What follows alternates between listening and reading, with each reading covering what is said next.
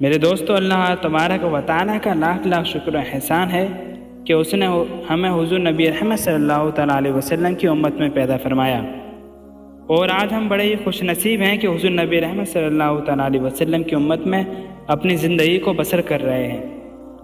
لیکن آج دیکھا جاتا ہے کہ ہر انسان اپنے کام میں مصروف ہوتا چلا جا رہا ہے اور دن بدن ترقی کر رہا ہے۔ کوئی تو الیکٹرانک مشین کے ذریعے ترقی کر رہے ہیں اور کوئی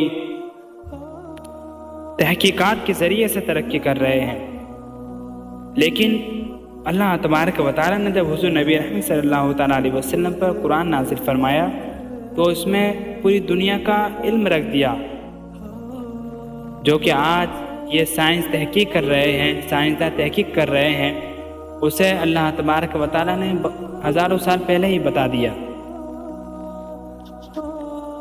قرآن کو جس نقطۂ نظر میں دیکھا جائے اس نقطۂ نظر میں باکمال ثابت ہوتا ہے۔ قرآن کریم کی ایک اور اہم خصوصیت یہ ہے کہ اس میں کئی ایسے سائنسی اور تاریخی حقائق بیان کیے گئے ہیں جو اس زمانے کے انسانوں کے علم میں نہیں تھے، اور نہ اس زمانے میں ان حقائق کا علم حاصل کیا جا سکتا تھا۔ لیکن قرآن کریم میں ان جدید سائنسی معلومات کا موجود ہونا قرآن کی معجزانہ حیثیت کی ایک اور بڑی دلیل ہے۔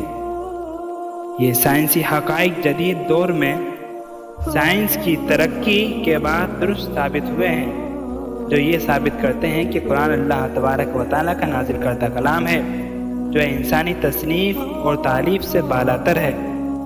مثلا قرآن کریم میں انسان کے جنین کی تخلیق، یعنی بچہ کس طریقے سے ماں کے پیٹ میں بنتا ہے، اسے بیان کیا گیا ہے، جو صدیوں بعد جدید علم جنینیات ایمبریولوجی میں دریافت ہوئی ہیں۔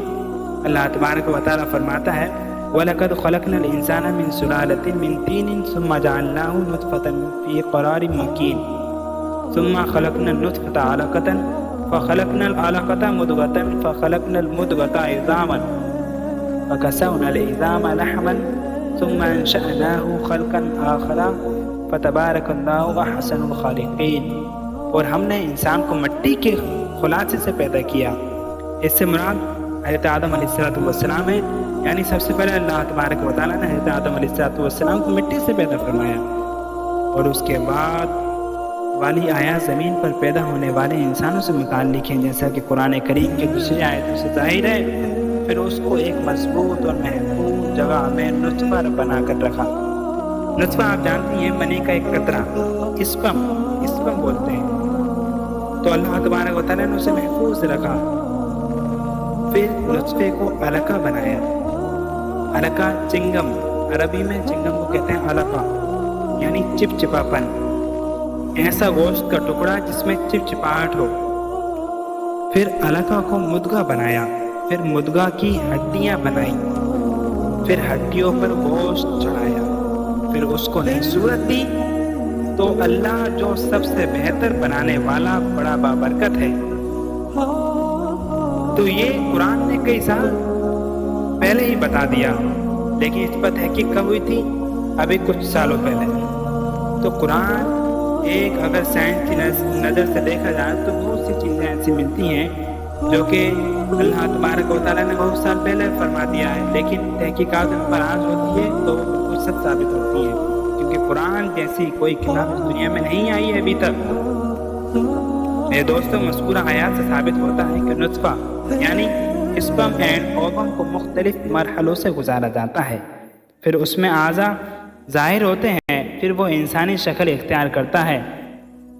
سائنسدانوں نے اسی کو ایپیجینس کا نام دیا ہے۔ یہ حقیقت دنیا والوں کو یقین کے ساتھ خوردبین کے ایجاد کے بعد 1759 عیسوی کے بعد معلوم ہوئی، جبکہ قرآن کریم میں ایک ثابت شدہ حقیقت کے طور پر صدیوں پہلے بتا دی گئی ہے۔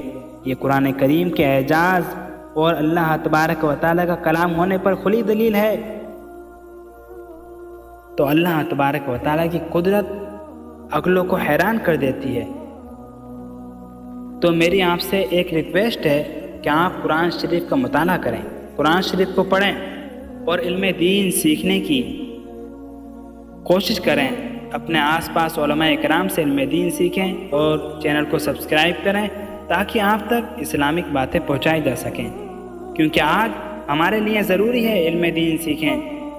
آج ہر انسان ہمارے مذہب پر انگلیاں اٹھاتا ہے، تو ہمیں بھی اس قابل بننا ہے کہ کل آنے والے ٹائم میں ہمیں کوئی پریشانی نہ ہو، تاکہ اگر ہمارا ایمان مضبوط رہے گا تو ہمیں کسی سے ڈرنے کی کوئی ضرورت نہیں ہے۔